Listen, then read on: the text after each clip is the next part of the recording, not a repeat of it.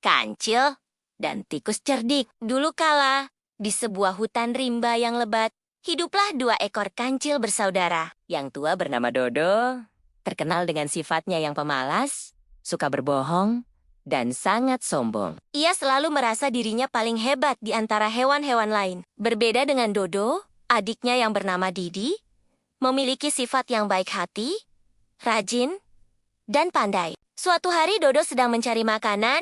Dia sudah sangat kelaparan. Di seberang sungai kecil yang dangkal, tampak rerumputan hijau, tapi ia enggan menyeberang. Dodo memang sangat pemalas. Akhirnya, Dodo mencuri makanan milik Didi, adiknya. Waktu ingin makan, Didi terkejut karena makanan jatahnya sudah habis. Didi bertanya kepada Dodo, di mana makanannya?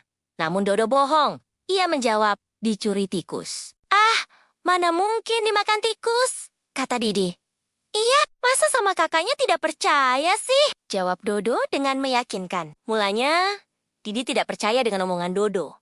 Tetapi setelah Dodo mengatakannya berkali-kali, akhirnya dia percaya juga. Tanpa sepengetahuan Dodo, kemudian Didi memanggil tikus ke rumahnya. Esok paginya, tikus datang memenuhi panggilan Didi Kancil. Tampak raut muka Dodo agak memucat ketika tikus datang ke rumahnya. Tikus, apakah kamu yang kemarin mencuri makananku? Tanya Didi pada tikus. Hah, mencuri makananmu? Berpikir untuk melakukan itu saja? Aku belum pernah. Apalagi sampai mengambilnya. Jawab tikus. Ah, si tikus.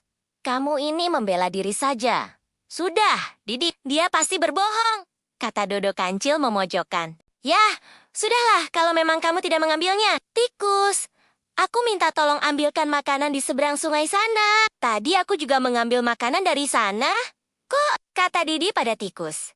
Tikus kemudian berjalan ke tepi sungai. Ia menaiki sampan untuk menuju seberang sungai. Sebenarnya tikus tahu kalau Dodola yang telah mencuri makanan itu. Sementara itu, di bagian sungai yang lain, Dodo cepat-cepat menyeberangi sungai. Ia hendak memasang perangkap tikus agar tikus terjebak dan tidak bisa kembali. Ketika tikus hampir mendekati tepian sungai, tikus melihat ada perangkap yang terpasang. Tikus ingin tahu siapa yang memasang perangkap tersebut.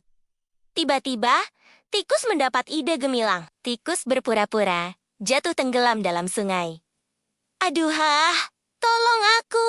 Aku hampir tenggelam. Aku tidak bisa berenang, teriak tikus. Mendengar itu, Dodo yang sedang bersembunyi segera keluar dan menolong tikus. Tikus meminta Dodo mengantarkannya ke seberang sungai. Sesampai di seberang sungai, tikus meminta Dodo menemaninya mengambil makanan. Awalnya Dodo enggan, namun setelah dibujuk rayu dan disenjeng-senjeng sebagai pahlawan penyelamat, Dodo akhirnya mau menemani si tikus. Dodo sepertinya lupa terhadap perangkap tikus yang telah ia pasang. Karena tidak hati-hati, kakinya terperangkap dalam perangkap tikus yang ia pasang sendiri. Aduh, lepaskan aku! Teriak Dodo kesakitan sambil berusaha melepaskan kakinya dari perangkap. Tikus muncul dari balik semak. Wah, sepertinya ada yang sedang kesusahan, ujarnya sambil tersenyum. Dodo meringis. Tikus, tolong aku! Aku tidak sengaja. Aku lupa kalau sudah memasang perangkap di sini. Oh, jadi kau yang memasang perangkap ini? Tanya tikus. Tidak heran kalau kau terjebak.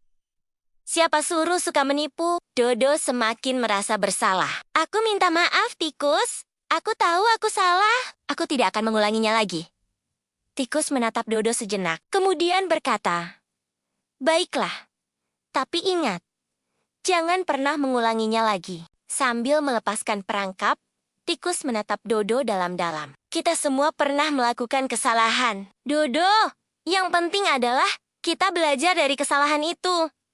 Darah tampak keluar dari luka lecet di kakinya. Sambil menahan sakit, Dodo kemudian berterus terang pada tikus kalau dialah yang telah mencuri makanan milik Didi adiknya. Dodo pun meminta maaf pada tikus tentang kesalahannya. Karena ulahnya kini tikus ikut susah disuruh mencari makanan. Dodo sangat menyesali perbuatan buruknya dan berjanji tidak akan mengulanginya lagi di kemudian hari.